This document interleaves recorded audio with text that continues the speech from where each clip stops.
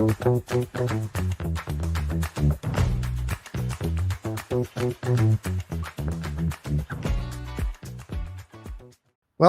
Thank you. Thank you for coming. Yeah, thank you so much. Thank you. Uh, I think there yeah. was a little mishap in the title of the presentation because it will touch on the cryptographic evidence of some of the crimes happening in Ukraine, but the overall topic is titled somewhat different. It's overcoming the obstacles to mass user adoption of public ledgers. So Okay, that's no problem. So yeah, the audience is yours. I'm turning on your presentation, please. Perfect. Thank you so much. So thanks a lot for joining today. My name is Serg Metelin. I'm the Executive Director of Developer Advocacy for Americas at Swirls Labs. It's the company behind the Hashgraph protocol. For those who are not familiar with us, Hedera is a decentralized open source layer 1 public network that utilizes a very innovative Hashgraph consensus algorithm. It's governed by a decentralized council of large enterprises, universities, and Web3 organizations from projects all around the world.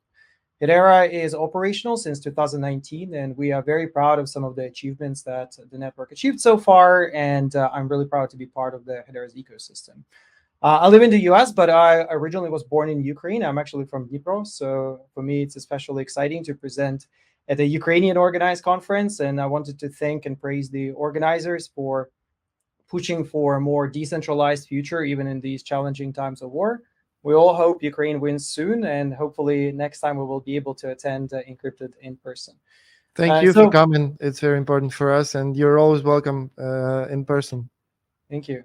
So for today's presentation, I will assume that you already have kind of bought into the whole bright future that public ledgers can bring into reality, and I will focus on some of the technical challenges of the real-world adoption of this technology and discuss how we at Hedera try to address these challenges and some of the real-world use cases that we see coming out of it. So what is so important about decentralization? Ultimately, it's all about the true ownership of users' their own data, where they have no risk of someone imposing their unilateral will. When we talk about decentralization, we mean usage of that distributed ledgers technology. And essentially, these are multi-party databases with decentralized transaction ordering. In a truly decentralized system, decision-making power is also distributed to avoid situations where a single dictator can rewrite the history and impose their will in any other way. Decentralized systems, while they sound great, they come with lots and lots of pitfalls. And in the blockchain world, it's a constant balance between these pitfalls and decisions on what to compromise on.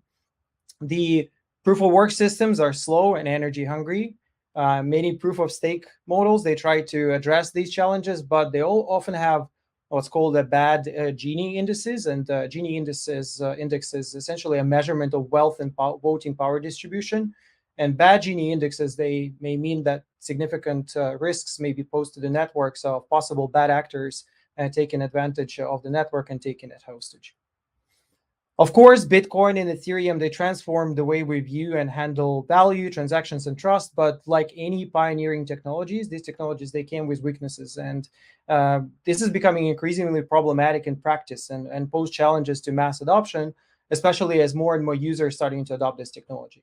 And when we talk about the mass user adoption, we're talking about applications, think of millions of users transacting daily, often many times per day. And we've listed some of these challenges here, and starting obviously with the elephant in the room, the energy consumption. Enormous amounts of energy are used to process each transaction, but at the same time, it's very slow, and the costs of the processing are very high and unpredictable. Current blockchain systems are very similar to basically being stuck in a traffic jam while paying a constantly changing toll fee. And as a user or a business operator, it's really difficult to predict your operational costs when everyday things change and your operations are dependent on the external forces of the market, such as gas costs.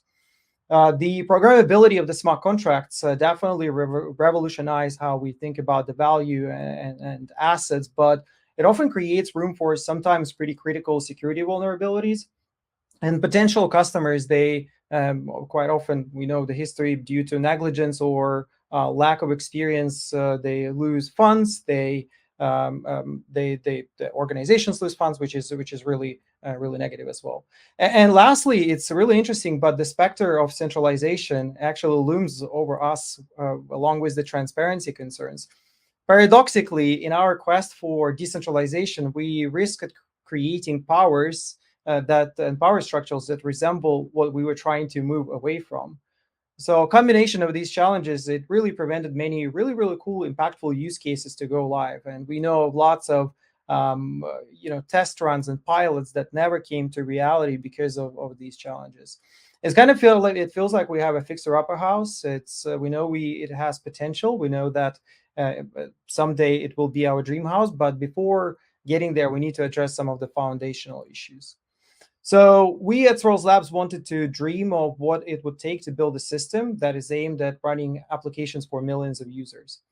And firstly, large-scale applications, they need performance. This is absolutely not negotiable. They need a network capable of handling dozens of thousands of transactions per second with finality in seconds. As users are primed to that right here, right now approach of traditional Web 2 systems, the world just cannot afford waiting ages for the ledger to update. They also need a network that is resilient, secure, and stable. And leader-based models such as blockchain, they can pose financial, reputational risks for large projects. That's why they are not always so keen to use this technology. Forking, splitting of the network can lead to confusion, value splitting, and loss of trust. It needs to be avoided at any cost as well. And of course, the networks need to provide stable transaction costs pegged to something reliable. We think it should be something reliable like US dollar.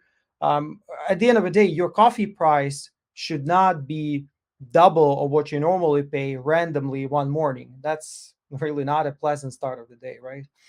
And then we have sustainability. Living in the times of the ecological catastrophe, we need something that is respecting the mother nature, not an industrial wasteland.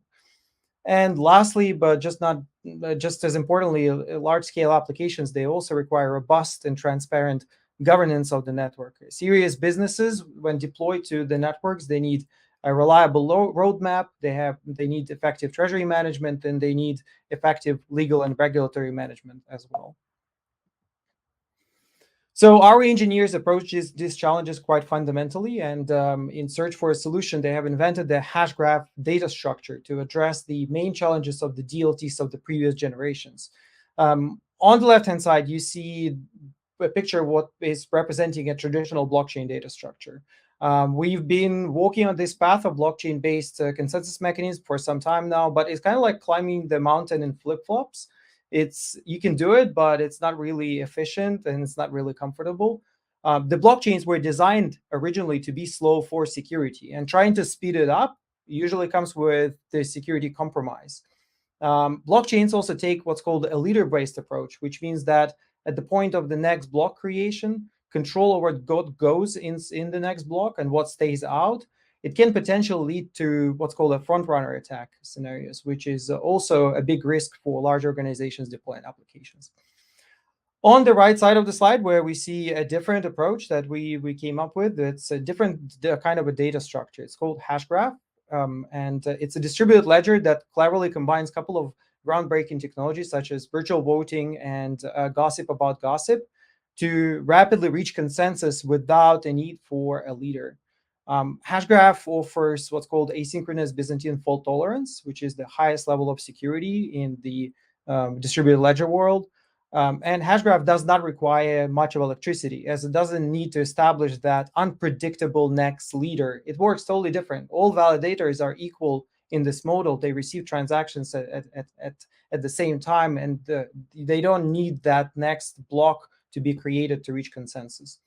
So Hashgraph really creates that amazing foundational base that could overcome the obstacles, in our opinion, of the mass user adoption of public ledgers, and can help bring that decentralization future to reality. So let's dive a little bit deeper into how we translate this Hashgraph technology into something that developers can build applications on. So think of Hashgraph as the foundation of the building, and on top of that, we have constructed three main services. We've worked with countless projects and organizations, both in Web 2 and Web 3 worlds, and came up with these services based on customer interviews and customer needs. So first services, sometimes you don't need the bells and whistles of the smart contract. Sometimes you need to record some information immutably, fairly ordered, and later on fetch it and validate this data. Hedera Consensus Service does exactly that. It doesn't have state, it doesn't have smart contracts. It's a super efficient decentralized message queue. It can handle thousands of transactions per second, and each transaction costs like a fraction of a penny. Super, super cheap. And it's very important for large-scale applications processing large volumes of data. Next feedback that we heard is that deploying token smart contracts is a very risky business. It's prone to security loopholes, it's prone to backdoors, and we wanted to address this as well. So we've created the Hedera token service, which is essentially lets developers create, configure, mint, distribute, and manage tokens very similar to the Ethereum standards, ERC20, ERC721, and other standards, but they're issued natively on Hedera, and you don't need to set up any smart contracts, and essentially think of it as a very efficient and super fast and cost-effective token factory. And finally, we offered the programmability through the Hedera Smart Contracts service. We recognize that EVM is basically the most advanced ecosystem. It's kind of like JavaScript of decentralized world. It's not perfect, but it's the most thought through ecosystem for decentralized development. And we didn't want to force our users to start learning some new novel languages, and we wanted to leverage that ecosystem. So our developers, they've deployed an open source version of EVM called Hyperledger Bezu on top of Hashgraph Consensus. And this allows developers to basically bring the Ethereum smart contracts as is from Ethereum to Hedera, but enjoy that much faster speeds and lower costs on layer one. You don't need to go to any layer two solutions or sidechains or anything like that. It can be achieved on layer one. So these three services, they also can be intermixed and matched to build application use cases that solve problems in data integrity, tokenization, decentralized identity, DeFi, any use case you may think of. And the network in production shows some really great results. So you can see that why many call Hedera Hashgraph or Hashgraph technology is the third generation of public distributed ledgers. This technology allowed our engineers to achieve some really, really crazy results. So we are right now on the network processing 10,000 transactions per second maximum. That is throttled. We can go much higher. We just set this as the limit for now. The average transaction cost is 0.1 cent, so it's less than a cent. And the final full irreversible confirmation of the transaction without chances of forking is 3 to 7 seconds. And again, I repeat, all of this is on layer one network. In today's world, companies are also want to align themselves with technologies that reflect their values, and quite often it comes to commitments to sustainability. Consumers are becoming increasingly aware of their carbon footprint as well, and are looking for options that allow them to make positive impact as well. For us, sustainability of the network operation is one of the core principles we've built in the network. And you can see on this slide that we basically representing the research produced by University College of London that they did the research into different proof of work and proof of stake networks and compared the energy usage per transaction. And you can see that Hedera has been designed to basically use a minuscule amount of energy per transaction. And to put it in perspective, the next chain uses 19 times more energy per transaction than Hedera. And if you compare it to Bitcoin, 970 million times more energy per transaction, which is absolutely insane. So I recommend you all guys to go and check out the hedera.com/sustainability to check out some more details. And for those of you who are data geeks, it has a lot of the data information related to this, but just highlighting the importance that there is a challenge of sustainability in the ecosystem, and we really need to address it. And Hedera is a viable solution for this problem. So let's talk about governance. And network governance is a critical component of the decision-making process for large-scale projects. It can make or break the application. Governance should be bulletproof. It should assure project developers and the users that it will remain stable, secure, and interoperable under any circumstances. We also need to remember, and we observe in the world right now, the ever-changing legal and regulatory requirements, and they should be taken into account by people who understand what the regulatory landscape looks like. Governance is not just about compliance as well, it's also about the innovation. So when you bring your large-scale application to a decentralized network, you also need to understand what is the roadmap, have confidence in that roadmap, and you need to understand that the network will evolve over time, but also stay compliant to the regulations. So what is the right governance model? And this graph shows some of the possible governance models in relation to the ability to make complex decisions and in relation to trust. And we can see in the left bottom corner, we see anarchy. And think of it as a classroom without the teacher. Everyone is shouting, and no one can make any decisions in that room. And obviously, the trust and ability to make decisions is very low here. If you look at the direct democracy, of course, it's a very trusted system. However, due to the challenges related to the voting participation, it's quite often is frozen in inability to make complex decisions. Down in the bottom right, Ukrainians all know that one person with absolute power making all the decisions is not a good idea and not a good way of existence. So this model can make complex decisions pretty quickly. However, the trust is exceedingly low and there is no representation. The expert council model combines the benefits of the other models and while mitigating the weaknesses of each model. It has high trust because diverse group of experts with vested interests, they are vested in the positive outcomes. They also maintain the ability to make complex decisions. The risk of this model, however, is that if the governing council or if the expert council cannot make and enforce decisions because due to some structural issues, it can fall into the anarchy. Hedera has what's called a governing council, and it follows that expert council model, aiming for the right balance of trust between decision-making ability as well as programmatically built-in ability to enforce decision through network nodes. So strong network governance implies that the changes in the validator nodes can enforce the changes decided upon the governing body, and clients that know that the nodes are accepting and conforming to these changes, and which in turn prevents forking and keeps the state unified for all the participants.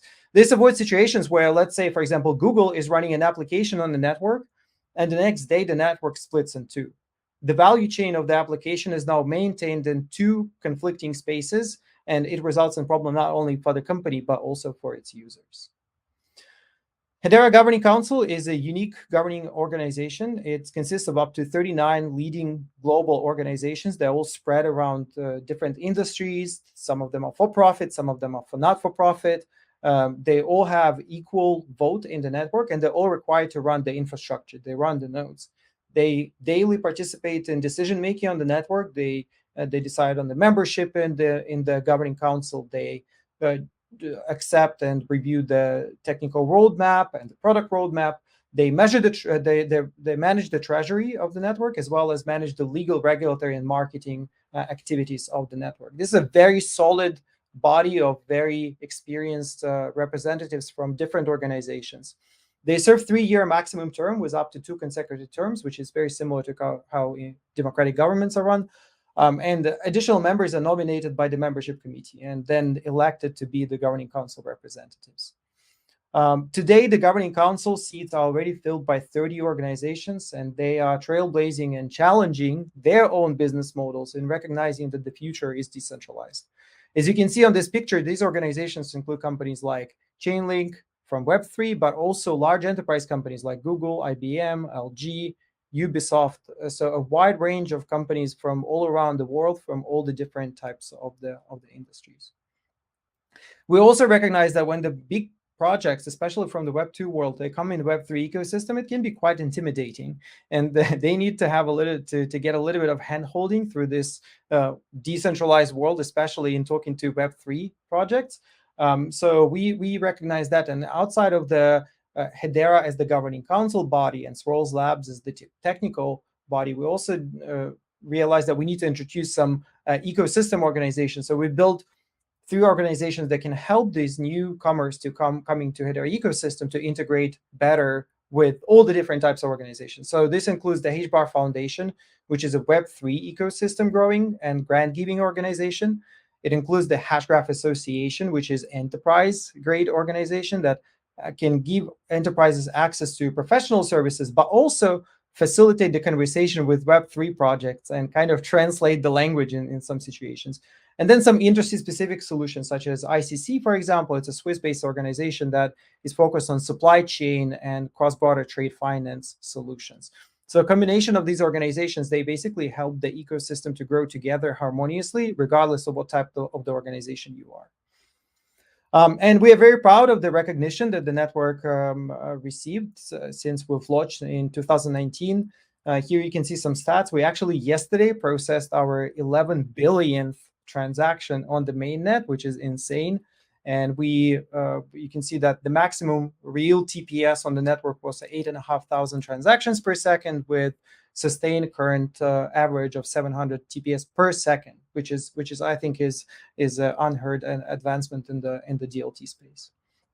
We believe we have a very healthy, growing ecosystem of both Web3 projects spanning through DeFi, NFTs, gaming, DAOs, but at the same time, a really healthy, growing ecosystem of enterprise applications. And the cool thing is they're all cross-collaborating with each other. So enterprise applications finally are more comfortable with starting to work with Web3 projects and integrate their solutions into their projects as well.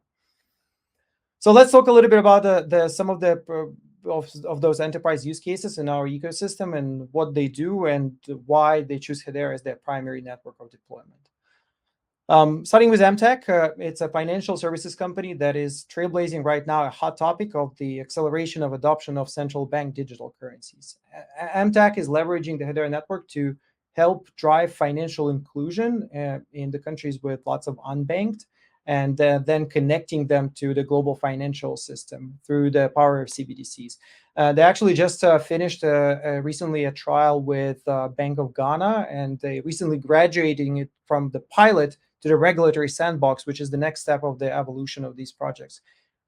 Finally, we see projects coming from trials to the real implementations of the technology.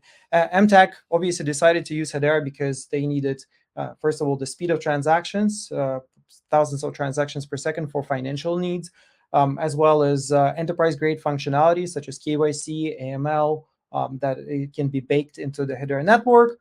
Low cost of transactions, which is super important for unbanked and other regulatory-friendly features of Hedera network. The environmental markets, they've experienced significant growth in the last decade, but the space is still pretty filled with challenges. Lack of auditability, lack of price and audit transparency, outdated systems of record. All of this has really uprooted the trust in the environmental markets, and actually lots of organizations already were victims of these challenges. So if you're interested in this topic, I recommend you to watch John Oliver's episode on carbon credits and carbon markets. It's very funny. He's a comedian, but it's also not funny at the same time, because it's a space that we need to fix quite quickly. We at Hedera, we believe that the balance sheet of the planet will live on a public ledger, and we've invested in building an open source Guardian platform that leverages the Hedera network to enable digital-first sustainability policies, and it allows tokenization of the resulting assets. Hedera Guardian provides auditable, traceable, and reproducible records that document emissions on one side and also carbon credits and offsets on the other side, and therefore reducing the fraud in the ESG markets. The market has embraced this approach, and so far about 150 projects are closely collaborating to build brand new or fully on-chain environmental marketplace and the ecosystem, which is amazing. One of the companies leveraging this framework is called Every Denizen. It's the world's largest inlays and labels producer. Its project Atma.io is called Connected Product Cloud, which basically unlocks the power of the connected products by assigning unique digital IDs to everyday items, and then tracing and tracking those items through its full life cycle from manufacturing to usage and beyond, basically creating the circularity. Atma is also scaling beyond just the boring traditional supply chain events. but also to accounting for carbon emissions at a granular level. So the users of customers, consumers of the items, they also know what is their carbon footprint and provide the ability for them to offset it as well. More than 5,000 factories are already participating in this project, and more than 300 new projects are added on chain every single second, which is insane volume of the transactions. DLA Piper is a multinational law firm. They are, I think, third biggest law firm in the US. In 2021, I think they lodged 3.5 billion in revenue, which is a massive company. DLA Piper, they built and deployed a platform called Toko, and Toko is a digital asset creation engine that couples the compliance and regulatory rigor of a global law firm with the innovative technology solutions. Basically, they help solving some inefficiencies of today capital markets, and they are tokenizing assets such as real estate, fine art, intellectual property, debt restructuring, equity, and many others. And according to DLA Piper, they looked at other networks, Ethereum and alternative public networks. They had way too expensive fees to process. They were too sluggish. They were worried about forking, which is a big issue in tokenizing real-world financial assets. What if the chain forks? What happens then? Where's the real value? And DLA Piper required a public distributed ledger that can offer native tokenization with cost effectiveness and compliance baked in. So they are using the Hedera token service and consensus service to improve the settlement time from minutes to seconds. They reduce the cost 99%, and they are building in trust in the transactions. They are requiring the privacy. LG has deployed a fully integrated NFT marketplace called LG Art Lab, and it's accessible today through the LG TVs, and it allows users to easily and quickly buy, sell, and display digital art straight from their TV. And in order for LG to successfully deploy their NFT marketplace, they needed obviously an underlying ledger that can process millions of transactions. They also needed to provide simple, frictionless experience for customers that are not very familiar with NFT trading. So LG chose Hedera as the public ledger because its ability to process those millions of transactions. But also, and more importantly, Hedera was chosen because LG is committing to sustainability goals that they've established. They have a program called Life is Good When It's Green, and they strive to limit their environmental impact at every stage of the delivery of their products. So choosing a green ledger was absolutely a must for them, and that's one of the reasons why they chose Hedera. I will wrap up with one of my projects, one of the projects that is closest to my heart, and it's called Project Starling. In early March 2022, as one of the examples, a Telegram user posted a photo of a wreckage at a school in a suburb of Kharkiv. And this photo showed the side of the classroom being bombed. There was a large blast hole and a pile of debris, including some desks and chairs thrown around. And most likely, many of you have already seen that picture and remember it. International law obviously prohibits intentional attacks on educational facilities, and that means that the picture could serve as the evidence of a war crime. But how do we know that this image was original? It was not tampered with. How do we know where it originated from and what time it was taken? Project Starling is a joint effort between the Stanford University and Shoah Foundation. And the initiative's goal is to basically provide tools and principles to be used across a wide variety of nonprofit organizations that essentially they validate and review the information that is coming from all the different sources later on to be preserved to essentially serve as the evidence when trying to get to truth of the facts of historical events that happened in our history. Together with a team of human rights experts and specialist lawyers, Starling submitted evidence of that attack, and which in International Criminal Court created basically a new investigation in the crimes. Starling framework leverages multiple decentralized technologies, and Hedera is one of them, to leverage the recording of the historical information through its very high throughput. It's a great project, and I recommend you all to go online and check it out. It's an amazing and important work that the guys are doing. Okay, so I could list lots and lots more other projects, but for now, I will leave you with my final thought that we are still at the beginning of the journey of bringing DLTs to everyday users. But to get there, quite often we need to think it's outside of the box and dream of the experiences that we want to create for the users, rather than think about the limitations we're operating in today. And sometimes it takes it makes us move in a parallel direction, not to follow the crowd. And we at Hedera, we welcome everyone who wants to join our ecosystem and efforts of bringing DLT technology to mass markets. We have a network of support that any type of organization can come to us and we will support. So feel free to reach out to me. I have my contacts on my email and my Twitter account, and I would happy to talk to you guys. Thank you. Thank you so much for your presentation. I totally agree with you that we're at the very beginning and we have so much to go to do to bring all this stuff into real life. And you're doing a great job on Hedera. It's really great. And I want to ask you, you were talking about requirements for mainstream of public DLTs. And if I'm correct, you were not speaking about regulation. Did you think and consider the impact of regulation on mainstream for public DLTs? Do you consider this as an important item? It's an absolutely important item. I'm not a lawyer, so it's really difficult for me to talk about this. However, regulatory clarity is very important for the organizations to operate and to be brave enough to operate in these environments. But I can say that so far, Hedera, just again, because of consisting of this wide range of these large organizations that have very experienced interactions with the regulatory markets, regulated markets. Lots of them are public companies.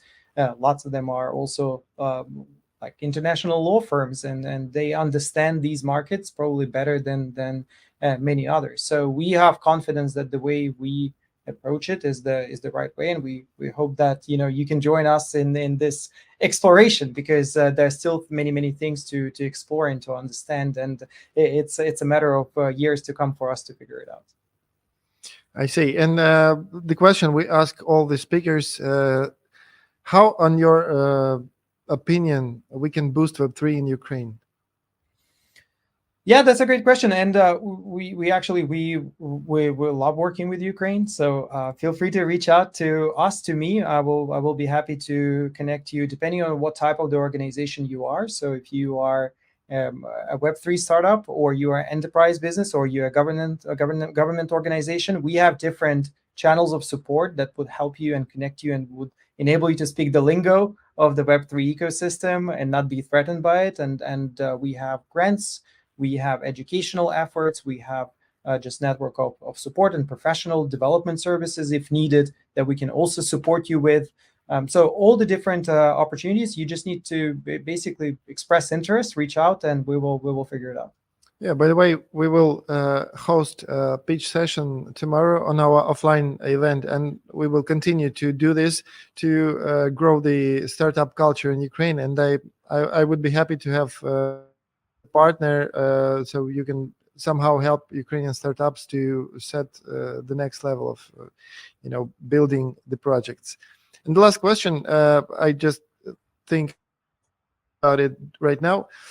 So you were talking about it was very interesting. And what do you think if we will talk about far future, will some system will win, or there will be different systems and cross-chain interoperability between them?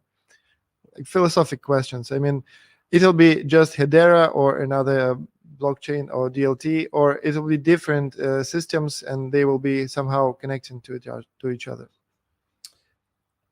Look, there probably will be some front runners and there will be some laggers, I would imagine. There would be some niche networks. There will be more general use networks as well. Kind of like we see, I don't know, just take example of Facebook, for example. Is Facebook is the only network? No, it's not the only network. Is it the more prominent one? Probably yes, because a lot of the value of that network building is already built out there. So I think that the situation we're in today is pretty messy. And I think that companies and users are more and more understanding that it's just not sustainable to be in the environment we're in. The layer 2 solutions are not necessarily the full solution to the problem. So I think that more and more users, as you can see by the number of transactions on our network, for example, where it exponentially goes up, I think they're realizing that they need something faster, more user-friendly, more sustainable. So they will look at the alternatives. So I think that the leaders that are there today may not necessarily be leaders that will be there in 3-5 years. And we remember, again, AOL, America Online, used to be the most popular service on the internet. Where is AOL today? So things may change quite drastically. Of course, there always will be healthy competition, and I hope so, that there will be healthy competition of different new ideas and new technologies, and we'll see where it will take us. Okay, thank you very much for joining us. It was a pleasure to have you here. You're always welcome in Ukraine when the war will finish, and we will filling all the cryptographic evidence of these war crimes, and we'll host offline events, and hope to see you there. Це буде добре. Дякую. Так, слава Україні, да. Слава. Дякую.